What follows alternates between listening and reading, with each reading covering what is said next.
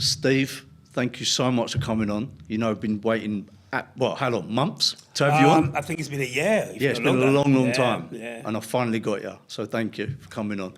You're most welcome. It's a pleasure and it's an honor to be here. It's been incredible. Thank you. Before we get started, let's just talk about this morning. So obviously I have several health conditions, and we thought it would be a great idea that I would train with you.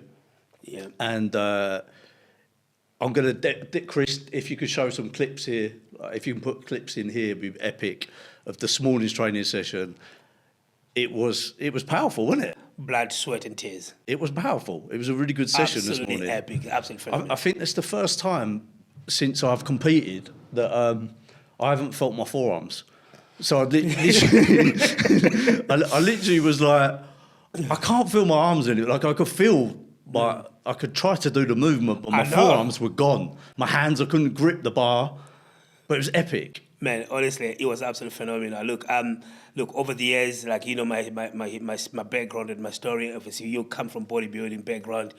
I trained, and I've not trained with a partner for quite a while. I trained with a lot of people, but today was something different. Yeah. You being a training partner this morning was absolutely epic. It was cool, wasn't it? Just, you know, the perfect partner. I think... Yeah, well, I missed that. I do want to start at the beginning of your journey in a minute, but like what you said earlier when we were training, just having that, someone with experience... Absolutely. Just to go those little nudges, not full reps, because if you've got someone that doesn't really know what they're doing, you're trying to push you through full reps, but you already know you don't need them full reps like, you know? So it's literally just about those little touches, make sure that you just get that fibre twitching. That's enough. Honestly, it was like, it kind of like took me back in time. It was spot on. It's like you just knew exactly where it was needed. It's just enough. So that experience and that knowledge to know is absolutely phenomenal. You showed, it's amazing. It was great. You know what? It's been so long. So my last show was in 2015. Hercules. That long? Yeah, it's been 10 years. Yeah, wow. 10 years.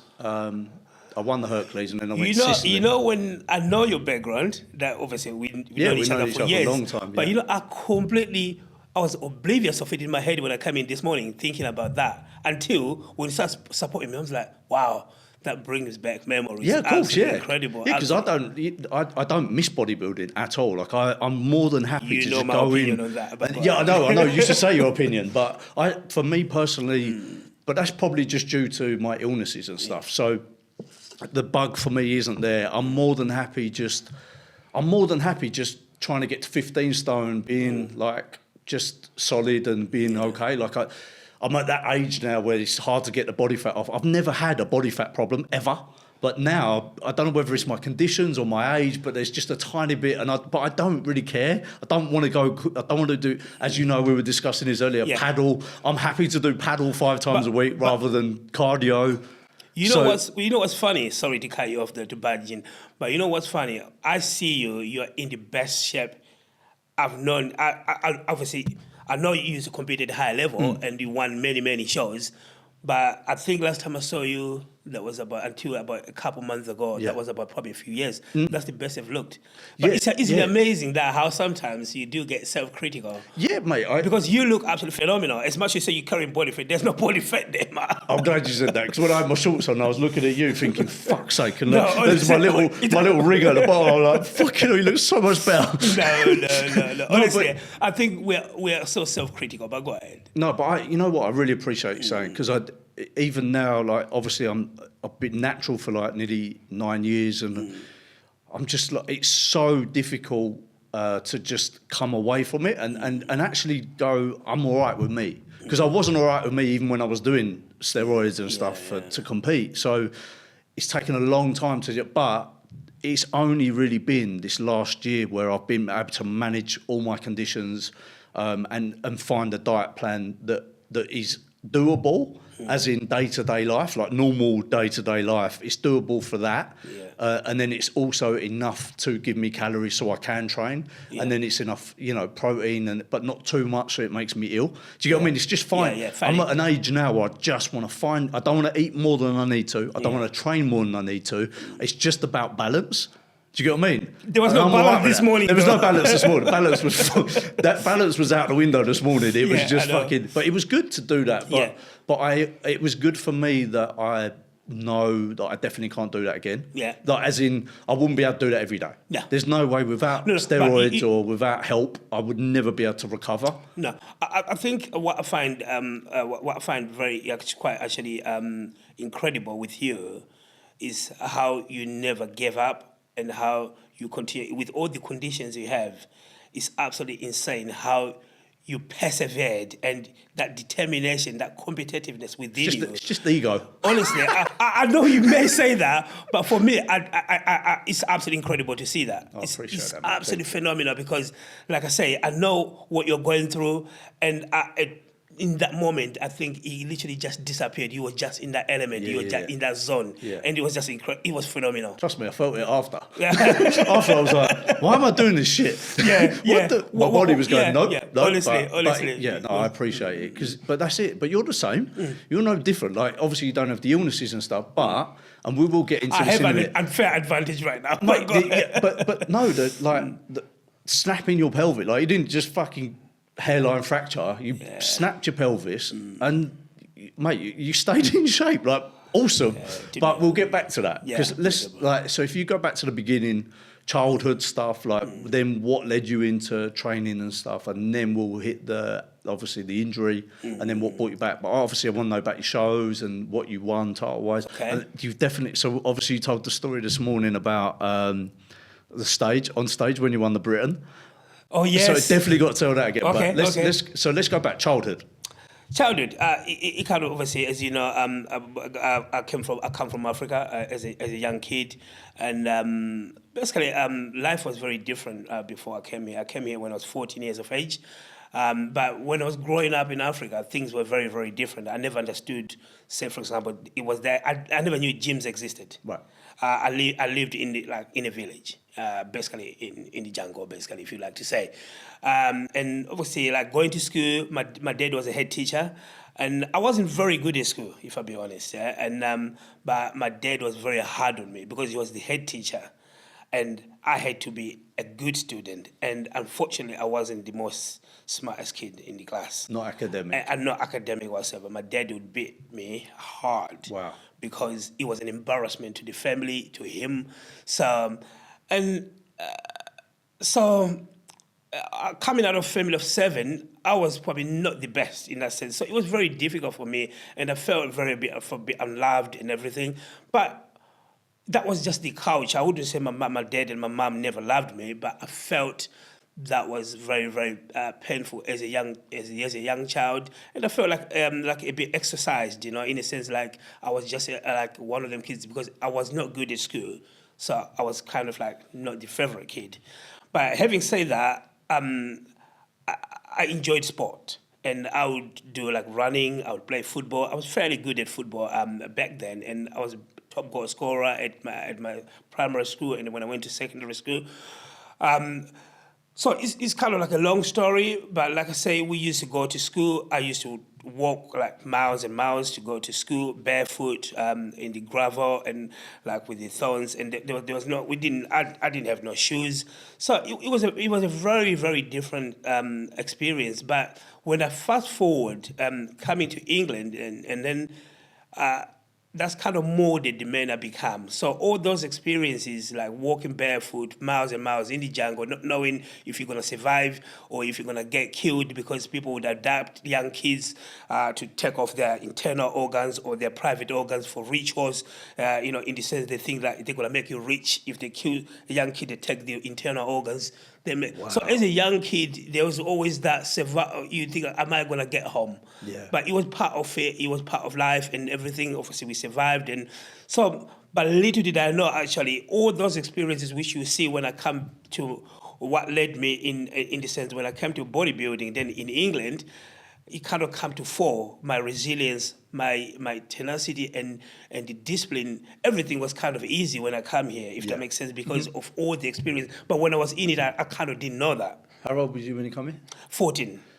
did you come and did you have family here already? I had my sister was here. Right. Okay. So like my sister was here already. So I was looking basically for an opportunity for a better life, really. If I be honest with you, my sister brought me the ticket, brought me over here, and I was sleeping. She had a 1-bedroom flat in Harrod Hill. And I slept on the sofa, and she had it's only 1 bedroom, so I slept on the sofa, and that was that really. And I've kind of obviously gone to college here in Outer Green. I think Outer Green is Hornchurch now. Yeah. Not in now, it's in Hornchurch. Yeah. So I went to college there, and I tried to do a bit of business studies. I didn't quite work out. In the end, I started doing obviously pub work, being a glass collector. Oh, right. Okay. So I was doing glass collecting when I was here, and then fast forward a few years later, I kind of got another job. I lost that job anyway. I got another job working in Boots the Chemist. Yeah. And then that's where obviously I came into bodybuilding. I started finding the passion of bodybuilding, and then how old was you then? at that point I must have been about 18, something like that. And so I used to go when I was working in Boots. I was basically stacking the shelves in there. When I finished, I would go to the gym. So, and I was only like a small little guy, I was only 8 stone at that point, but I was very strong. Right. But I never knew that, if that makes sense. Yeah, of course. So a lot of people, a lot of guys were very, very intrigued. Like such a small guy was so powerful. But for me, coming into like obviously 4 years in the country, I still felt like I wasn't part of the society, and Romford back then was not very, very much, not trying to be talk about racist here. It was very predominantly white, right. And then I felt like I was nobody. Yeah. But all of a sudden, I'm in the gym. I'm minding my own business, lifting whatever I was lifting. All of a sudden, I'm getting recognition, and I'm like, oh, okay, so I'm somebody now. So that kind of gave me a bit of an identity. Yeah. And then because of that identity, as a youngster, ego, come along, obviously, all of a sudden, you was a nobody, and all these other guys now want to be sort of part of me, train with me. All these big guys, I have no idea about training, but all of a sudden, because I was so strong, right. They wanted to train with me. What sort of training did you start off doing? So from the beginning, I was just running. When I first joined the gym membership, I would run for 4 hours. Wow. No, I would just run and run and run and run. Wow. And then obviously I wanted to get some abs. I wanted big abs. That was my aspirations. I remember picking up a magazine on the floor of Arnold Schwarzenegger, and I just everyone says Arnie. Yeah. Honestly, everyone says Arnie. It's always Arnie. Yeah, I just wanted to look, even if I look a quarter. Yeah. Of that, I would have been happy. So I was just training abs and arms. And that was that. And then from there on, when I was doing that, I was very strong. And obviously I would do a bench, squat. But that was not much of my interest, if that makes sense. Right, yeah, of course. So you focused just solely on arms and abs. Arms and abs. That was that. Unbelievable. Yeah. So after that, so you're working in Boots, you're now at the gym. Did you steal medicine from Boots? To be honest, is this where this is going? To be honest, I did not. I was eating chicken and broccoli. Okay, all right, cool. Yeah. So you obviously get really heavy into bodybuilding because you then start competing, right? Yeah. What year did you start competing? So that was about 2009, 2010, around that. So I'll go a bit more in depth. So when I was working in Boots, I would go to the gym. And then when I finish, I'll start working at 4 o'clock in the morning, like whatever, unloading the lorries, put stuff on the shelf. I finish working about 4 o'clock in the afternoon. I'll go to the gym. I'll be in the gym 5 hours. Really? Yeah. Wow. But then when I get my paycheck, I'll go to Holland & Barrett's. You see where I'm taking that story. Yeah, of course. So I go to Holland & Barrett's, pick up my Turbo Pro. And next door, there was a GNC. GNC was the American shop with the most expensive stuff in there, but I couldn't afford that. So I'll just go in Holland & Barrett's, which are next door to GNC. I'll just pick up my Turbo Protein and then window shop in GNC. I'll never buy anything. It was too expensive beyond what I could afford. So I'll do that without a shadow of a doubt. Every month I'll do that, pick up that. And then one day I walked into, obviously I picked up my protein in Holland & Barrett's, and then went into GNC. The manager and they says, look, there's a vacancy here for a manager's job. You are into bodybuilding. You seem like you like bodybuilding. Apply for it. And I'm like, I don't even fucking know how to manage. I don't even know how to use a computer, let alone to be managing people. All I know is stacking shelves in Boots. Yeah. I was like, okay, hang on a minute. like I say, you see my story when we spoke this morning. I said, like, everything I've ever done in my life, I've always given it a go. Yeah, of course. So anyway, so I just thought, look, what I got to lose? I can only give it a try. So I submitted my application. So anyway, I went away. A couple months later, I get a phone call from the area manager say, we need you for an interview. I've never worn a suit or a shirt. All of a sudden, I'm going, if you remember Baron Jones in Romford, yeah, that's where I got my first shirt, my first trousers, and my first suit. Brilliant. To go to the interview in London. So Steve Camfield, my second name, I never forget the area manager, Steve Camfield. So I went to see him. We had an interview. He says, we'll let you know. We don't know. I kind of like really, when I went for the interview, I didn't know what I was talking about, if I'll be honest with you. But I did my best. So I just thought maybe I didn't get the job. It is what it is. About 4 weeks or 6 weeks later, I get another phone call saying, you've gone to the next stage. Anyway, cut a long story short, I got offered the job to become a manager. Mad. So that's when I got really heavily into bodybuilding. Right. So I was a manager there at GNC, and then we had obviously a big screen television there. I would play Ronnie Coleman, and I'm looking at this guy. I'm thinking like, man, I want to be that guy. I want to be on that stage, and if I can be something anywhere near there, then this will be my dream. Yeah. And then I followed my passion. I went with it. Obviously, I did my first show. And it was a regional Southeast. I won. And then went to the British finals, which I came sixth, my first ever show. Back then, that was very prestigious to be in the top 6 at the British finals and to ever go into a bodybuilding show, to come first anyway in your first ever show. That was absolutely... Of course. I didn't quite know that. Yeah. But, and then obviously kind of like the rest is a bit of history, which we're going to continue talking about. Yeah. Yeah. So...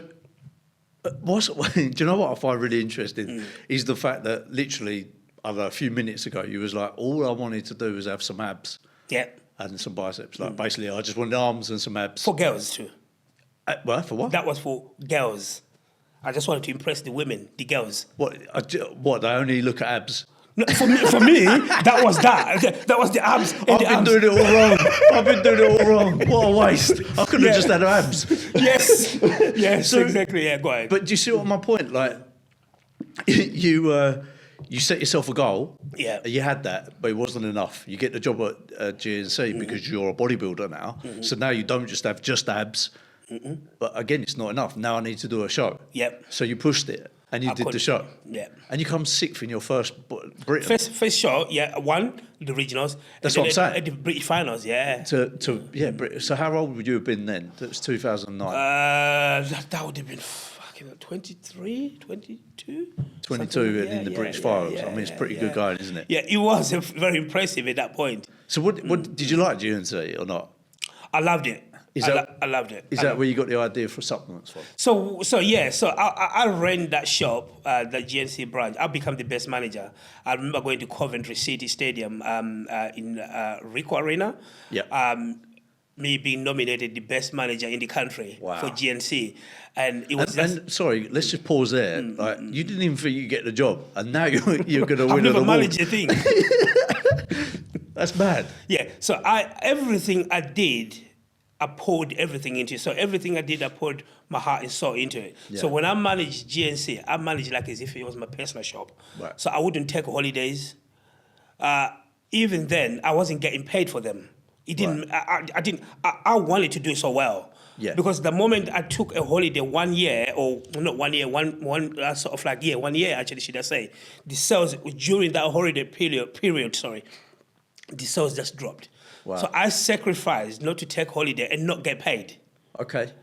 To continue working because I just wanted the shop to do well. I was so obsessive with the sales and performance, and I just wanted to be the best and the best of the best. And I did that. That's hence I got the best manager of the year, and they wanted me to manage all the other shops and train all the other managers to see how I was making so much sales. So you become like a regional manager, I guess. At that point, they offered me the job, but I hadn't taken it, which we'll get to the story. Okay. Yeah. Let's get there. Yeah. Go.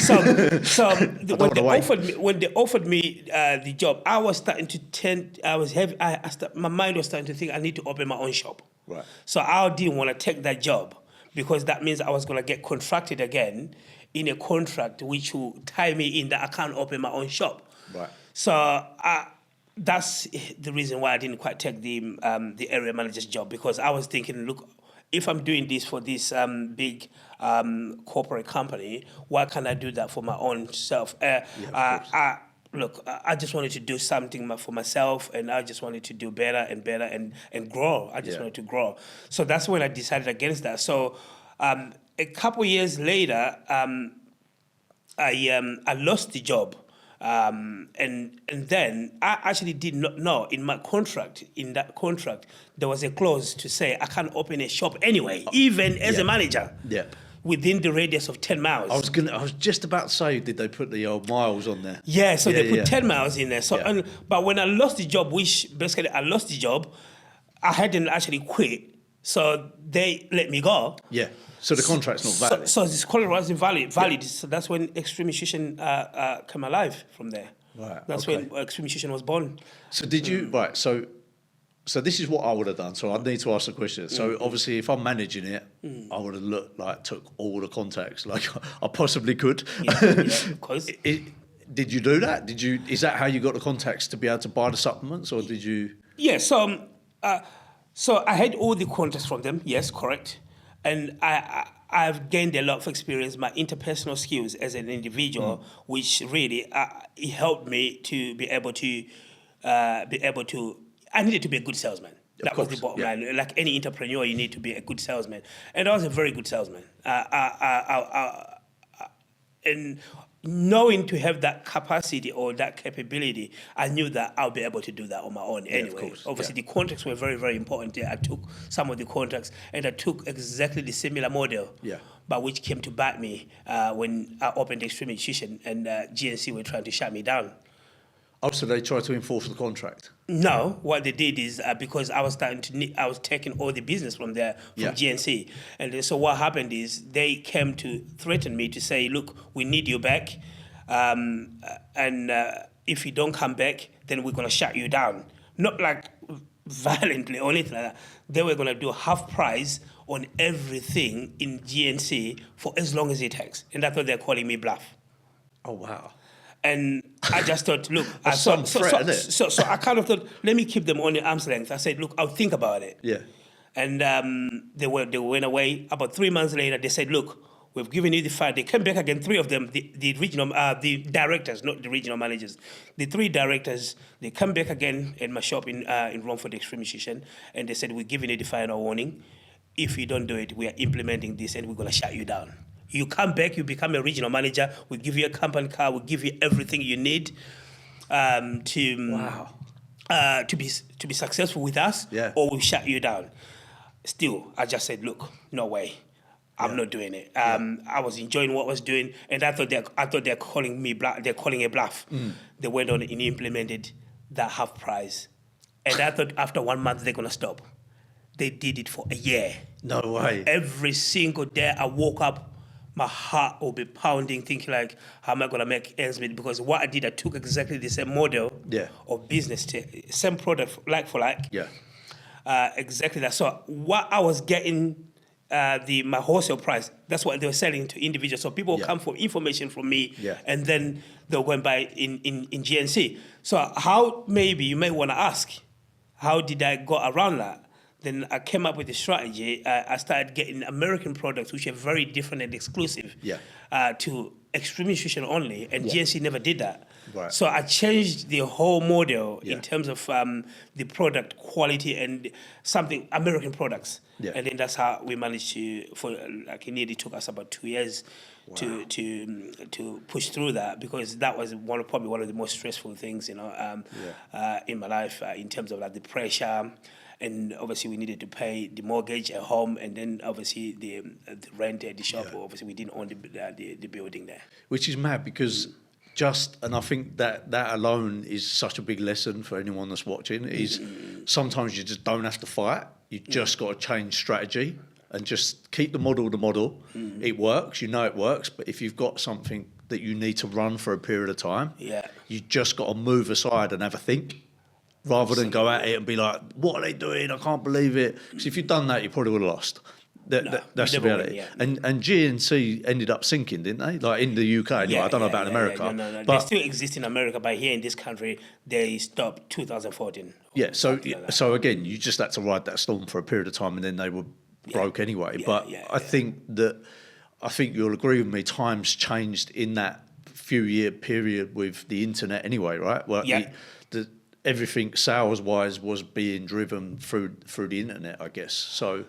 Yeah, so it was an unbelievable change in regards to the business itself, actually, the core part of the business, and we had to evolve, we had to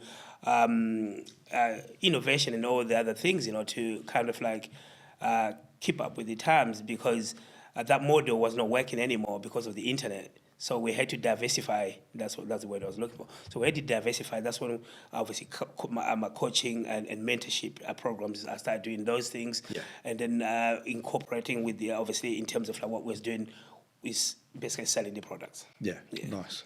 So do you know what? Look, I guess your company had one thing that GNC didn't, and that was you. Yeah. And that, from my experience, is, people will always come to you, but that's when, I think we've had this discussion before, when people come for you for advice, that's why, again, you changing your model and going, no, now I have like a one-on-one. Yeah. Because you've got that person, and you know that if you put the pots on the table and say, look, this is what you need to take, this is what you do, chances are they're going to buy it because it's coming recommended. But if actually someone's like paying you and saying, look, I actually need you, they're gonna obviously pay for the stock as well, right? Absolutely. So one of the biggest things with me is I'm not a fan of salesmen. I'm going to be honest. I have nothing against them. I get it's a job, but there's nothing That's worse. my speciality. But I have nothing against them. But like if there's stuff that I didn't know, I'd come to you and I'd say, Steve, I would. That's because I know you. But the worst, you know what? The worst thing that I'll tell you a story. Right, this is one of the worst things I had. I don't like salesmen in general. Like, because if I'm going to buy something, I'm one of them people, I know what I want, I'm going to come and buy it anyway. So you don't need to sell it to me. Do you get what I'm saying? And if you try and sell it to me, it's going to put me off. I'm just one of them people. I'm just not a perfect. You agree, there's something I just sort of like, in my opinion, which I think you are actually a great salesman, because that's why you are who you are.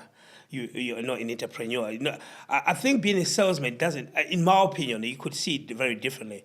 I think you got to be able to present certain things a certain way. So I think you are a great salesman. That's why you're a very successful entrepreneur. Yeah. Because you're a great salesman. Because without that... Sorry, let me explain. So I understand what you're saying, and I'm not saying that I'm not. I guess I have to be in certain aspects of what I do now. But my experience, and I'll give you an example. I went into Holland & Barrett, right? Yeah. I know I don't look like a bodybuilder, but I look like a trainer. Okay, but I think I've been asked it a few times. But when you're just like, I know I don't look like I'm on the stage tomorrow, I guess is my point, right? Yeah. But I know that I look like I train, and I can't. So for me, if I saw someone coming towards me, last thing I'd do is be like, oh, you need my advice. Yeah. I just wouldn't. So anyway, I go into Holland & Barrett. And I'm standing there, I'm just looking at some bits. And I know exactly what I want. I just want some creatine. And it's a particular one. It's cheap. I'm not bothered. Like, I don't need £100 one I just need what I need, basic, right? Yeah.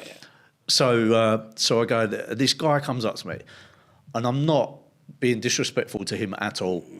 But the first thing he comes and says to me, right, this is a proper sales pitch. So it annoys me straight away. He goes, I'm going to give you some advice. He goes, talking to you. He goes, I'm going to give you some advice. He goes, I know I don't look like I train, but I had an accident.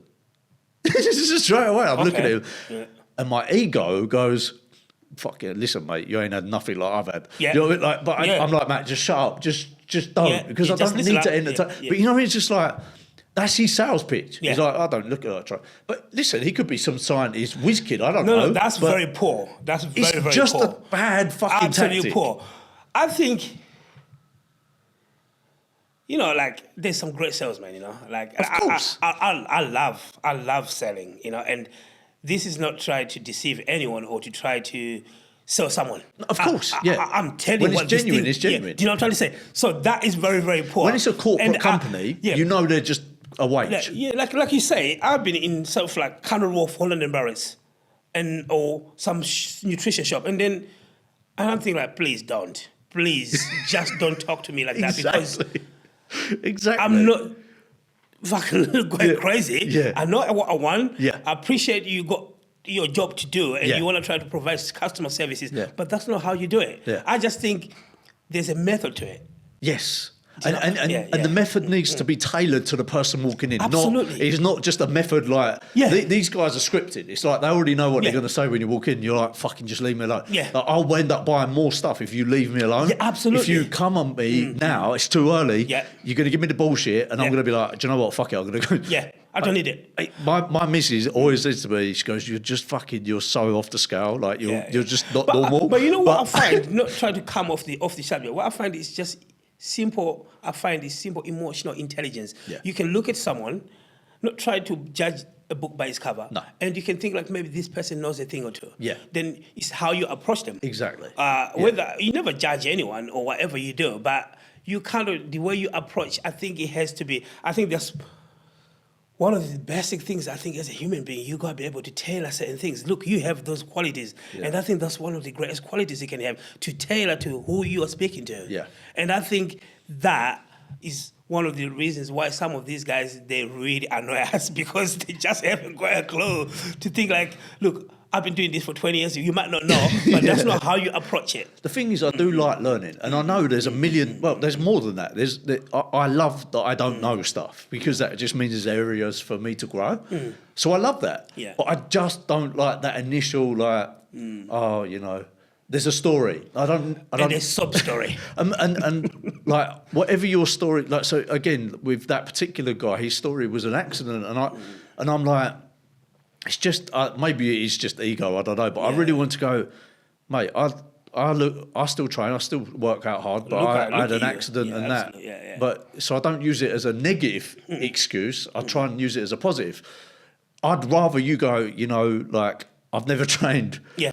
Because you didn't like you never trained. Like I know that I don't look how I used to, but however, I can't put those kind of products in me anymore because it will kill me. So, of course. But even if you're natural from day one, and there's some awesome natural physiques, Yeah, 100%. And I just thought like he doesn't even have that awesome natural physique. No. So but again, look, if he was a scientist and I didn't know it, maybe I just read the situation wrong. But I guess it's what you were saying is, adapting per individual makes you the best salesperson.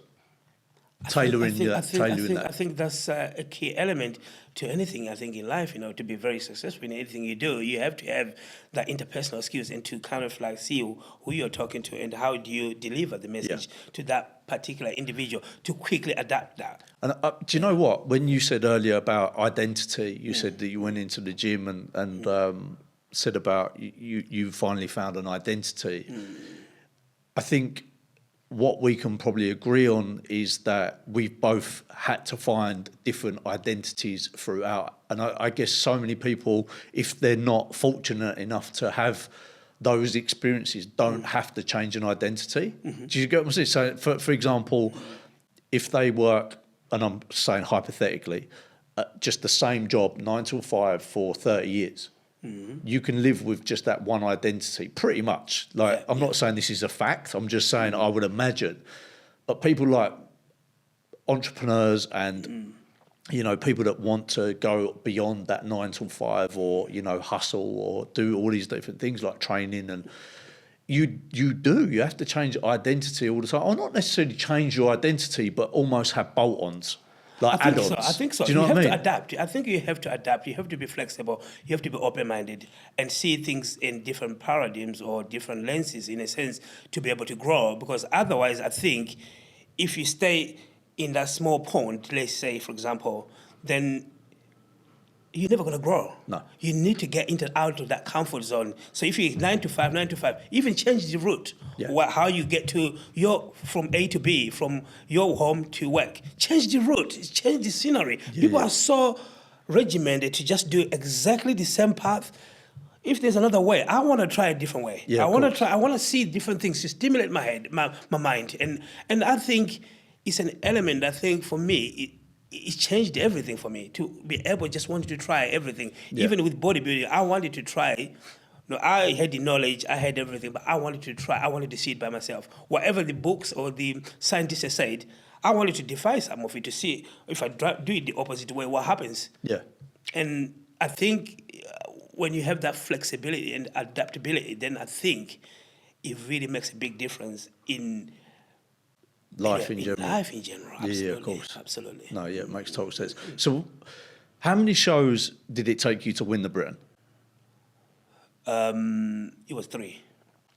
3 shows. Yeah. I mean, that's an awesome fucking achievement. Just to because 6th in the first, I know it wasn't the first show, but the first Britain. Yeah. And then what? So that's 2 more attempts, 1 more attempt at Britain, or 2 more attempts at Britain. 2 more to attempts win at it. Britain. So the story goes that the first show sixth place, and of course I was happy.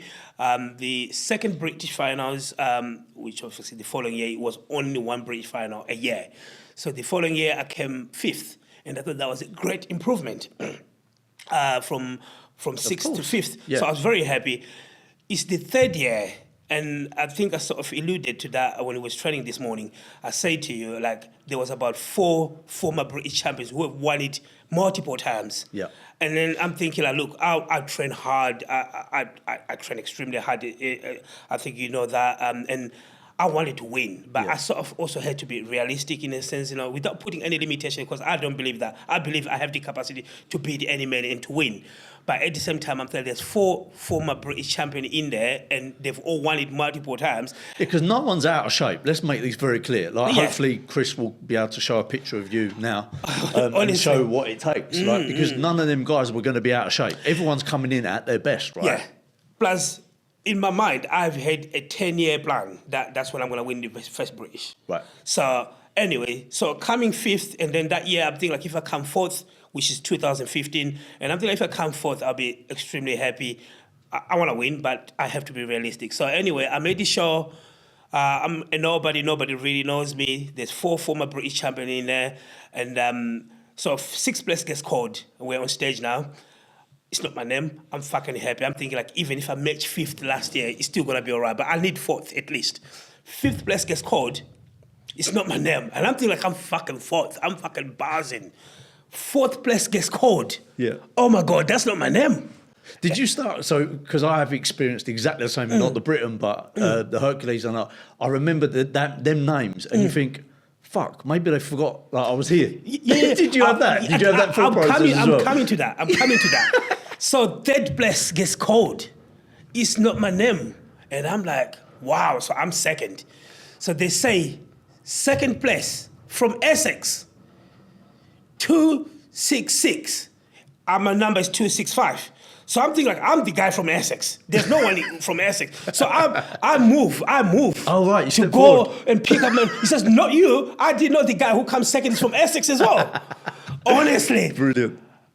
And then I'm like, as soon as he said that it's not me, so I knew I won. I dropped to the floor. Did you? It's overwhelming, isn't it? Look, honestly, I've never understood when I see people cry. Yeah. I'm kind of like a bit of a man's world in a sense. Yeah. I dropped to the floor on my knees. I cried. It's like a relief as well, isn't it? It's like Honestly, everything's the just emotions and everything, I just could not see that happening. I just did not think I would win. Yeah. I wanted to win. And the emotions and everything was unbelievable. And of course, the story, like I said earlier when we were training, then I needed to do my routine. Oh, this is funny. You got to. It's funny. It's funny. Like I said, I was never good in school. Yeah. All I did, everything when it comes to revising, I was not good at it. I hated it. I'll just go into the classroom, do a test. I'll pass by the skin of the teeth. Oh, maybe by just 1 mark. Yeah. Just about that. Just enough, good enough to just get to the next thing. So I'm not sort of saying that's what it should be, No, but I've always, my life, it worked for me. Got the job at GNC. It was kind of similar thing. I've never managed anything. I've never known how to use a computer. I went for it, and I got the job. I became a manager, become the best manager. So winning the British Championships, of course, leading up to the show, 20 weeks to 16 weeks, you got to practice your routine. The only guy who does routine is the champion. And at that point, I hadn't practiced my routine. And then I'm holding this big trophy, And then the mic man says, give me that. You need to do your routine, which is about 1:20 seconds. And I'm thinking, like, what the fuck am I going to do? I have got no clue how to do a routine. I just made it up. Yeah. And it was the best. The crowd were going crazy. Really? And honestly, I look back at the video, I'm thinking like, wow, it was absolutely pulled it phenomenal. off. That video, honestly, if I show you, you think like, no way, you practiced. Yeah. And like I say, I've always taken a gamble in my life, and I've always gone for things. And fortunately, always, I have a child in me a little bit as well. Which is a good thing. That child in me, I just go for it. I don't fear anything. I just give it a go, give it a try, and see what happens. And I think that's what happened with my training, with everything I've ever done. I've always thought, look, wait, give it a go. If I fail, so what? But if I do it, then I'm going to the next level. Yeah, of course. And that's exactly what I did. And I think that's the difference, you know, between people that, you know, strive to just up it a bit more, do a little bit more, win a little bit more. Can I get to the next level? Like you said, it's just determination. But do you ever think, I need to learn to be content? Do you ever think that, or do you think, no, I'm all right at the minute, I'm just going to keep going? The problem I have, I wouldn't say call it a problem. I think this is something ingrained in me. I never feel content. Right. I always want more. It's never enough. I would train, I would do whatever business I would do. I always want more. Whether it's sales, I can do more. Whether it's training, I can do more. Everything I do, I want to do it to perfection. That's probably one of the elements. It could be also detrimental, but everything I do, generally, I look back in my life. Even I remember when I was a young kid growing up in Africa, we had a grocery store, and my mom used to ask me to go and mop the floor. We didn't have a mop. We have it like a towel. I'll go on my knees and then scrub it, and then you kind of like use and then I would do it to perfection. Yeah. That even presenting the products in the grocery store, it would be so to perfection. I was only a kid, like 8 years, 9 years, but I just didn't know that. Yeah. I just wanted to impress my mom. I just wanted to impress my dad. Even if for scrubbing, they'll say, even my brothers and sisters who are older than me, they can't do how you do it. Right. But it's something personally, I just think it's always been within me. Whatever I decided to do, I would give it 100%, 110% to make it the perfect it can be. Yeah. Whether it might not be good to someone else, but in my eyes, I've given it 110. And I think when I look back and 20 years, my younger self, I see those traits were kind of like a very, very early age. Yeah. In a sense. I'm not saying like it can't be learned, it can be done, but it's all those small habits. I find myself even mopping. You might think like, why are you talking about mopping? I find it starts with those tiny little habits where I give 100%, even if it's mopping, even if it's presentation of my mom and daddy's shop. But when I look back, I see it served me well. Yeah. 44, 45 years of age now. Yeah. And everything I ever do, we trained together this morning. That was 110%, you know, there was no handbrakes in there. Yeah, of course, You know what I mean? So it kind of like, it just creates, for me, it created that person. I just can't do half-heartedly things. And I think it's an element that I think a lot of youngsters coming up, I'm not trying to patronize anyone. I think if they develop one of those traits, that trait, it will be phenomenal. Whatever you do, if you decide to do it, give it 100%. Well, there's a thing in yoga, like the science behind yoga, not the stretchy stuff. They literally, if you want to learn how to, you know, do yoga properly, they might have a person mopping the floor for like 2 years before they can even learn the rest of the stuff, because they want to know that they can do this, as you said, the mopping of the floor. But it is. I didn't know about that. But even like, so it's a really big tradition, and even if it's like laying out pebbles on a thing, like to make a picture or whatever, but it has to be done to perfection, and then it has to be redone to perfection, and then again, and they just do, mate. They would do this 1 or 2 years to see if that person is able to continue that process before they will train them. It's mental.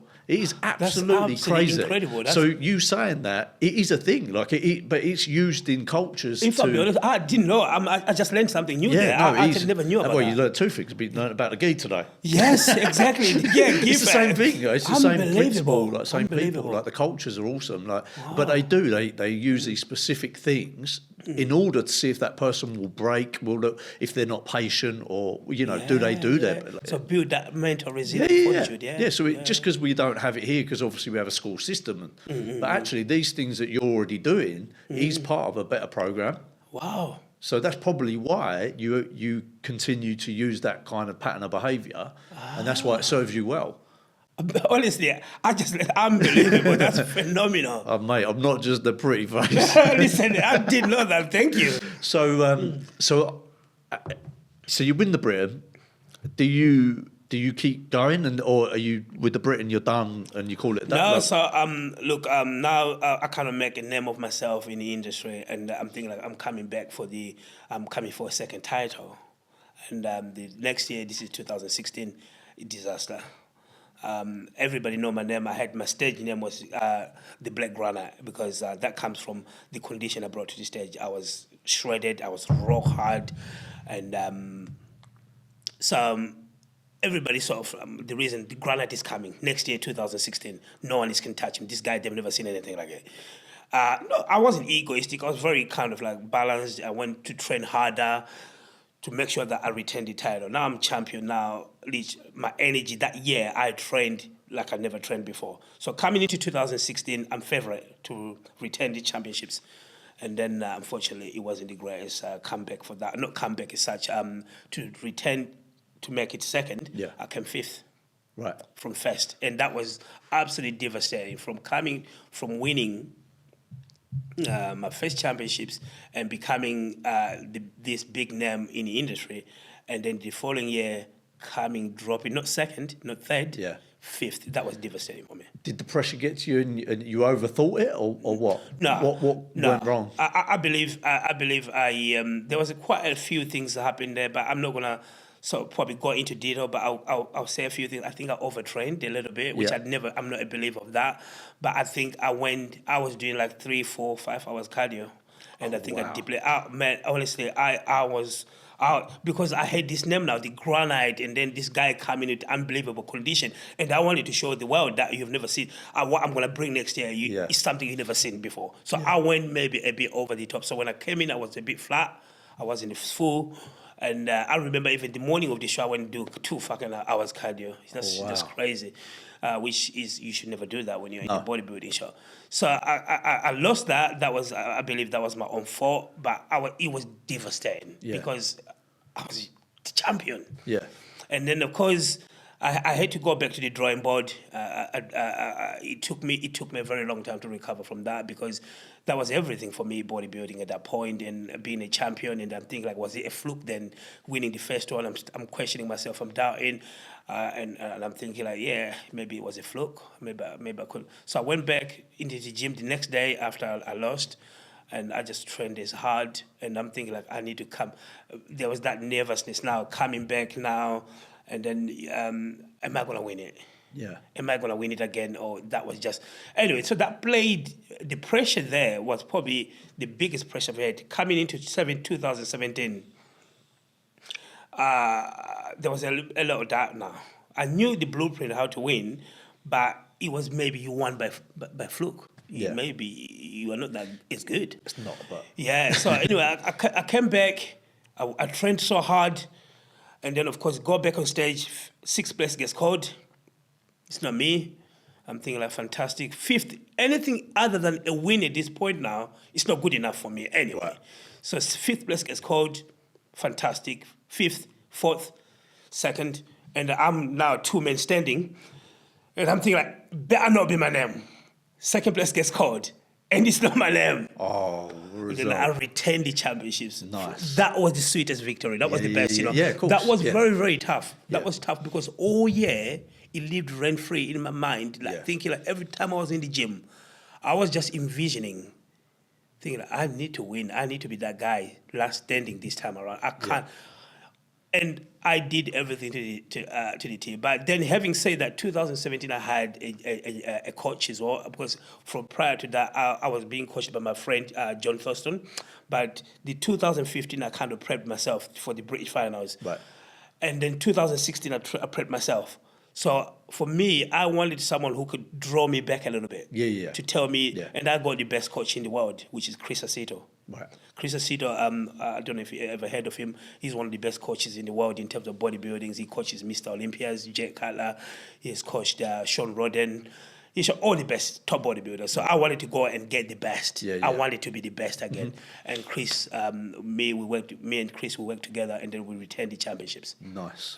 Which is 2017. When did you have your accident? That was 2022. So did you continue to bodybuild and compete at that level, or did you? Or in 22? No, sorry, up to 22. So you won in 17. I won again in 2020. Wow. So that was COVID. COVID, we had a discrepancy in terms of competing. Yeah. In 2018, there was a discrepancy with the federation not kind of aligning.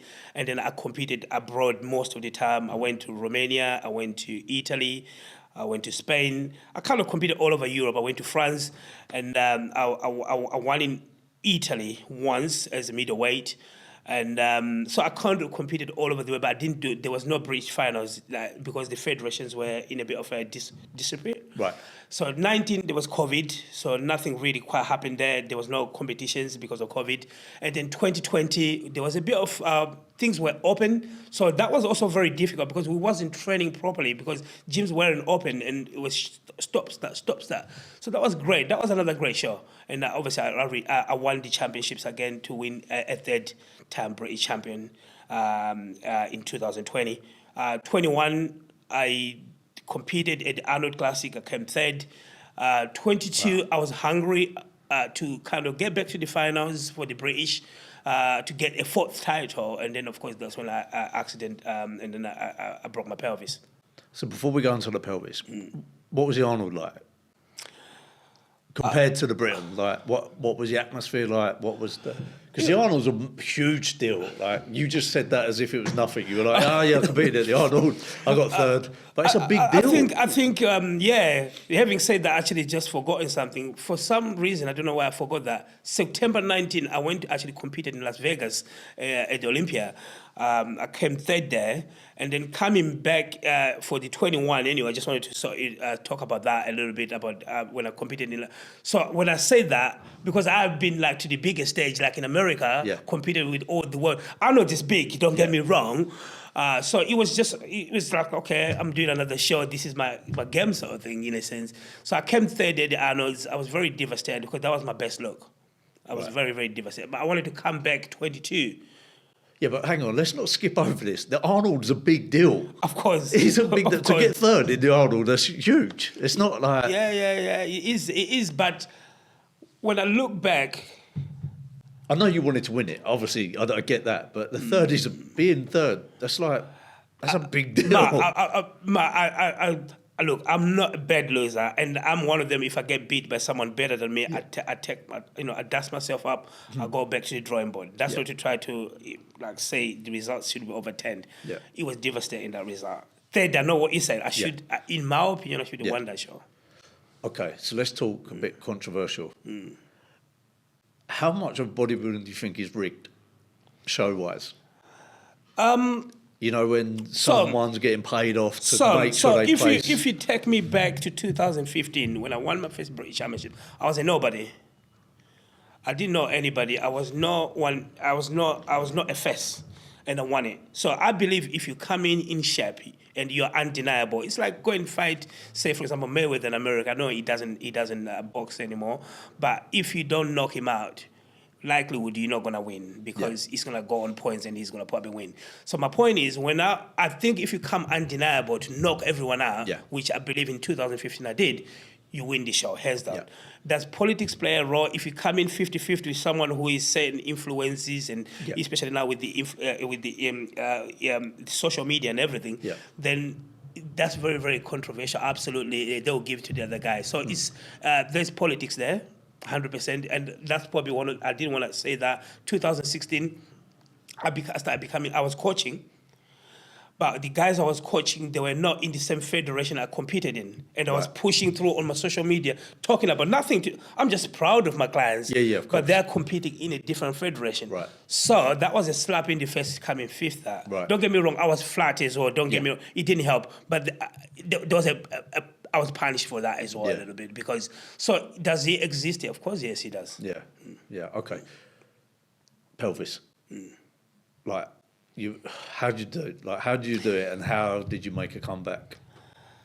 So I'm at home. We just sold my house. I just sold my house. Beautiful house, which I'm not gonna go into that, but it was a beautiful house. We're in the middle of exchange.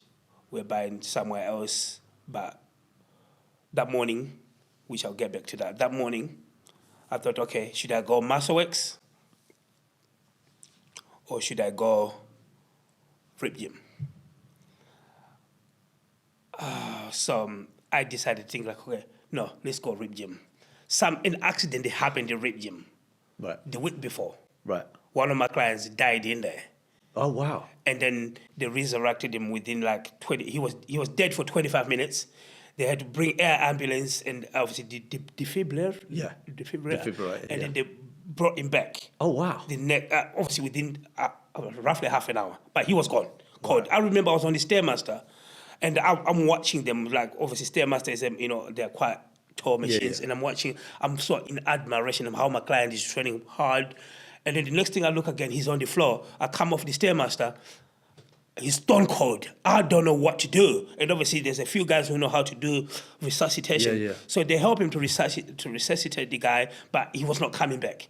So air ambulance and everything get called. They come in with the defibrillator, and then they managed to bring him back within about half an hour.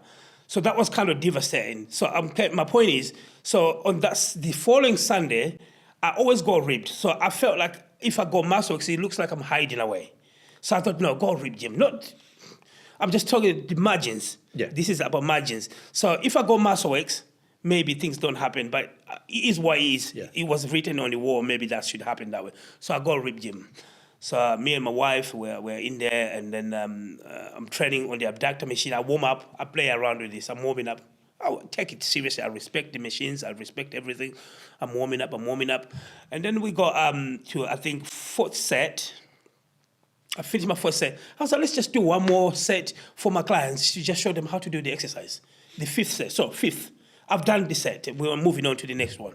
So I said, let's just take a quick video to showcase. And then as I go, that's about 200 kg on that machine. It's like, pop! Oh, fuck. I dropped down on the floor. Shit. It's like a gunshot. So my wife says, listen, we need to go to hospital. Something's gone wrong. And I was like, shut up. Get on that machine. I'll be all right. So, but I'm on my back at that point. Yeah, stop making excuses. Yeah. Fucking do your set. And then usually I normally unrack it because the weight is too. And I'll just take it off and then just do your normal weight. I'll be up in a minute. And then she's just looking at me, Steve, we need to go to hospital. I'm like, nah, we're not going to hospital. So I'm right on the floor. I'm trying to get up. So I'm against the wall now. So I'm trying to get up. I can't get up. And I'm thinking, fuck, I got my belt on, tied up. And I'm like, I deep down, I saw knew something terrible happened. I don't know what it is, but I'm thinking like, look, I'll come back from this. Yeah, So anyway, so my wife finally said, Steve, you can't even get up. Come on, we need to ring the ambulance. Let's go to hospital. I was like, no, shut up. Do another set. And then if I can't, then maybe. Anyway, she does another set. She does the set, and then she finishes, says, come on now. You can't even get up. And so I'm trying to get up. Listen, it's not happening. Anyway, so I was like, look, listen to me. So what I'm going to do is I'm going to get up. I'm going to train you. I won't train. So I'll just train, show you how to do things and then push you. So deal. So she did another set, third set now. More than what we're supposed to do. I'm trying to buy time, thinking like, surely it's going to be all right. It gets very, very, very terrible. The pain is unbelievable. Honestly, it's like, yeah, now I'm starting to see things. So when you're trying to get up, was there no pain? You just physically couldn't get the angle? Like what? At that point now, Or the was pain is kicking in. Right, okay, right. So your adrenaline's got worn off. Yeah. Yeah. And then obviously I'm cool now as well. I'm a lot cooler. So as I try to get up, it's not happening. So I said, like, look, I had 2 of my clients in there also training. So I said, call them. Let's say, let's go home. What I'm gonna do is I'm gonna put an ice pack on it, and then I'm gonna just rest in the bath, and then that's it, okay? So anyway, she says okay. So Mike and another guy called Luke, they come pick me up on the shoulder, and then I got carried out of the gym. They put the seat down in the car, so I lay down. So as we leave RIPT, there's either you go straight to Basildon Hospital or we turn right, we go home. The pain now is excruciating. Yeah. And at this point, this is probably the second time I've cried now in my life. I'm screaming. Yeah. This is embarrassing for me, man. And I'm screaming. I'm like, look, take me to hospital. Yeah. So it was sort of like COVID rules were not quite finished at that point. Yeah. So there was still this social distance. Stuff. And then we get to the hospital, there's no one at the reception, but we are parked there, and then my wife can't get me out now. I had to sort of dive and then crawl, like swimming on the gravel. I'm fucking scratching my arms because I can't walk. She can't lift me, I'm heavy. Yeah. There's no one there to help. Yeah. And then finally we find a woman just walking by. They managed to help pick me up, put me on a wheelchair. And then that's when I went into hospital. And then obviously I was waiting there for about 6 hours. The pain, it was excruciating pain. I've never experienced. I was literally screaming. It was terrible. It was the worst pain I've ever had in my life. Yeah. And I started thinking like I'm gonna die because now I can feel if I take the belt, because I had internal bleeding now. But I did not know that. Yeah. But then my balls were like twice as big as my head. Oh wow! The blood now is going into the sack, so I can't even. Don't get me. I can't walk anyway, but I can't sit like how I'm sitting here now. Wow! Because now my legs has to be wide, but at the same time, because there's no control here. Yeah.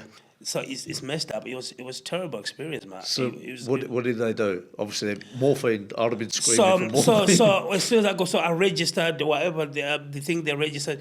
Just said they couldn't give me painkillers until I was in the queue for 6 hours. Oh my God! So I finally got 6 hours later. I finally got in. They asked me. I said, whatever, give me whatever you can give me. Yeah. And then obviously I was in bed, and then they went and did the scan. They said you broke a pelvis. They've never seen anything like it. It looks like you kind of got in an airplane crash. Wow. Like an airplane crash. Like they've never seen something shatter so bad. And how did you fucking do that? And I was training. It's like, how? Yeah. What kind of training do you do? It's like maybe when women give birth or something like that. Yeah. Or airplane crash. So it was shattered. So now at that point now it's dawning to me. But they said he could heal himself. But I could feel that the way at first something was just not. Yeah. And I thought, look, I knew that maybe I might not ever be the same again at that point. I thought I might not be able to walk again. So I was in hospital in Basildon there for about a week or so. And then there was nothing. They were doing their best they can, but the progress was very, very not as great, if I'll be honest with you. And in the end, we went private in London. Right. Yeah. And then that's when I went to the doctors, and then the doctor said, obviously the specialist doctor said he has never actually seen that. I'm repeating the same thing. They've never seen anything like it. They wanted to do a case study on me because when they did the operation, it was supposed to only take about 2 hours. That took about 7 hours. Wow. That operation. And I remember talking to the doctor. Obviously after the operation, they said, look, we need to do a case study about you because what they discovered, they've never seen any injury like that before anyway. Yeah. But when they were trying to cut through the bone on my abs, they could not cut through it. It was so fucking strong. He says they have operated guys who are like 24, 20 stone with similar injuries. Yeah. But the thickness of their abs is about this. Right. But yours. What a compliment. Yeah, I was like, no wonder why. See, your bone density Yeah. and your abs thickness is unbelievable. So they asked me to do a case study, which we did a case study about that, which I'm sure at the university, I think they use that for that, Wow. which is, Well, it's a testament to you because obviously, as you've already said, you like to do things properly. So, I like to do things properly. When I do it correctly and properly. And I did. So I've got to tell this now because this, for me, this is like perfect timing. So I walk in the gym the other day, and I can hear this, standard pain voice kind of thing. Like someone's hurting, they're doing more reps, and I can hear this voice like going, "Come on, 3 more, 2 more." Just happens to be you. Oh, You I know just exactly remember what- now. you know what- Jesus Christ. And I was just going over to the chest press, and I thought, I'll just do it. I don't want Steve to see me training. Like, I've genuinely, this is actually my thought process. No way. I promise you, because I was like, Honestly. I don't want Steve to think, fuck, I'm going to have to go easy on Matt, like, when we do our session. And originally we were going to train on the Back. Wednesday, not the Thursday. So, He was. and I thought, and I You know what? It worked out better that we did that today. I know, definitely. Yeah. But yeah, and I looked over and I see you saying to this lady, like, "Oh, come on, a couple more." One more. And then I'm putting the plate on the bar, and it's her husband, her boyfriend, or Boyfriend, yeah. he's sitting on the bench. So I was like, "Excuse me, mate." And then, like, as I'm talking to him, like, just asking him to move or whatever, Yeah. there's just this like yelp, a yelp, and like crying, and I'm like, Honestly. what the fuck is that? And I'm looked over and I'm seeing you, and you're like, so you're already like, so I try not to go away from the mic, but you're kind of like this, so you're stuck. Like, I don't really know whether you thought Mate. I'm gonna hold the weight, but I need to try and help her. But you'd actually fucked up this woman's like whole She, I think maybe blood vessels or something. She busted blood vessel. Yeah, I would say blood vessel because her head. She was training legs, but she was holding her head and she was crying. And it's the first time I've seen you just look like you don't know what to do. Honestly, Matt, I felt terrible because I felt terrible, but at the same time I was still like, look, this could either make it or break it in a sense. But in that particular moment, I felt terrible because I just thought I he was not supposed to go this way. I just kind of expected you to go, "What are you doing? One more." I said, "One more. Let go of your head." I did. I know, that's what I'm saying. But she was still holding her head, and I'm thinking, Steve, she can't do one more, mate. Yeah, I was insisting, you got one fucking more. Oh, honestly. And I was thinking, fuck, I do not need this in my life. Like, I don't want to turn up Wednesday at the time, Wednesday. Yeah. And have this. And I said to you, I'll bring a box of tissues. Oh, 'Cause listen, I was like, I'm going to be fucked. That was classic. I'm in so much trouble. That was classic. That. So when we trained, I was like, actually, this is all right. Like, it wasn't... No, look, I think, like I said, I think it was more in your head than 100%, yeah. But, like my forearms with this fibro, mate.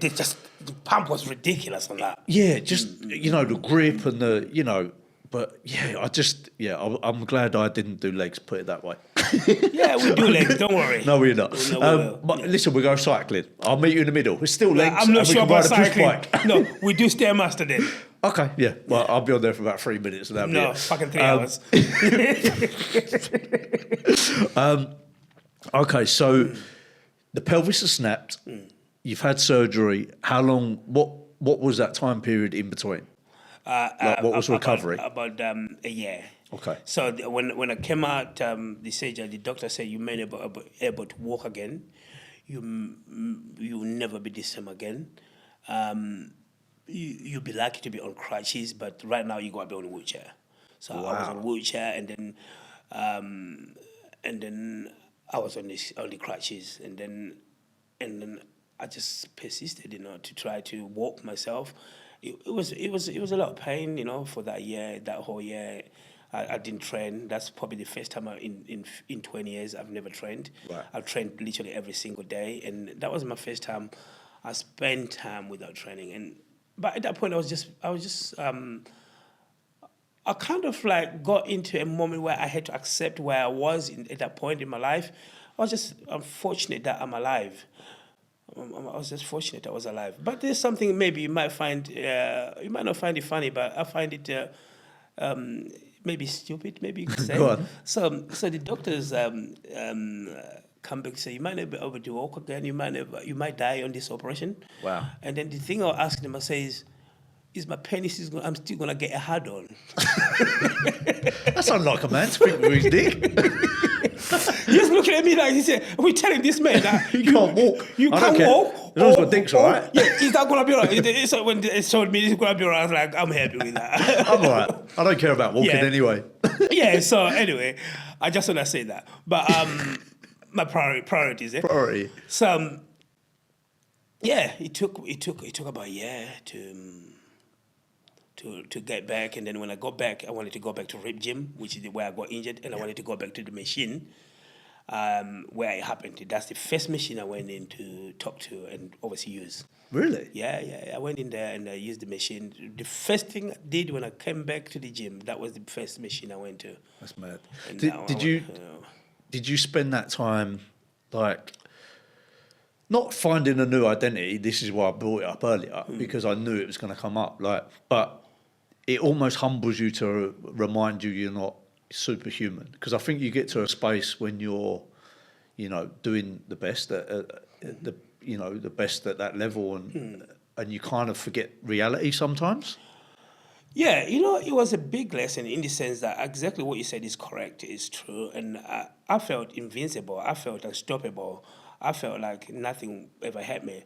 And then we're so fragile at the same time. And then something could be taken away from us in a split second and it's over. Yeah. There's nothing you can do about it. You can't rewind it. You have either to embrace it. So it took to readjust and adapt and to reinvent yourself in the sense of like the new identity and to think like, okay, look, now I didn't know I'm going to be laid up for a year, but for someone who trained every single day, I wouldn't say it impacted me mentally as such, but you have to have a strong mindset, not to be able to do anything and sit there and not knowing if you're going to be able to walk again and just be in bed. I think when someone says you can't do it. But having said that, when I came out of the hospital, I saw back in work, so I was working in bed, So I would have my clients come and see me in bed, and then I still give them instructions. Even on the day of the operation, I was working, The day of the operation, I remember before I went into operation, I had the biggest show. I sponsored the biggest show in bodybuilding. Right. It was called Extreme Nutrition Games, which was over there. Oh, right. Yeah, and that the 11th of June 2022, this was my operation day, and that was the day when my show was on. I had about 19 clients at the show, so I still needed to give them instructions what to do, what to eat, and everything.